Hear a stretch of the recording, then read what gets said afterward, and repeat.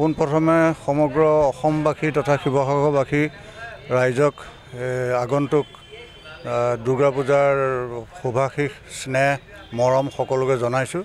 শিৱসাগৰ বাৰোৱাৰী পূজা সমিতি 1934 চনৰ পৰা এই কালীপ্ৰসাদ মেমৰিয়েল হলতে আৰম্ভ হৈছিলে।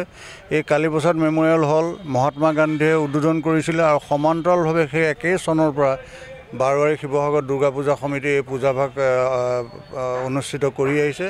আৰু এইবাৰ আপোনালোকে ইতিমধ্যে দেখিছে, এইবাৰ পূজাভাগৰ আমাৰ যি থিম আছে, এই থিমটো অসমীয়া চলচ্চিত্ৰ জগতখন আমি দেখুৱাবলৈ চেষ্টা কৰিছোঁ। কাৰণ 1936 চনৰ যেতিয়া ৰূপকোঁৱৰ জ্যোতিপ্ৰসাদ আগৰৱালাৰ জয়মতী আৰম্ভ হৈছিলে, সেই জয়মতীৰ দিনৰ পৰা সকলো বস্তু আমাৰ প্ৰায় হেৰাই গৈছে।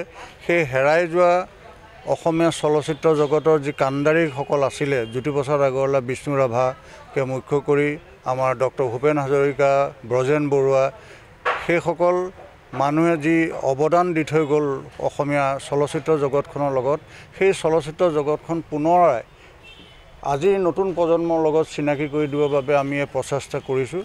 আৰু অসমীয়া চিনেমা জগতখন যাতে আৰু আগুৱাই যাওক, আজি নৱপ্ৰজন্মই যাতে চিনেমা ঘৰলৈ আহিবলৈ আৰম্ভ কৰে আৰু চিনেমা জগতখন যাতে অসমীয়া চলচ্চিত্ৰ জগতখন আগুৱাই নিয়াত সহায় কৰে, সেই তাৰে এটা আমি মানে সৰুকৈ আমি এটা আভাস দিবৰ কাৰণে এই থিমটো লোৱা হৈছে।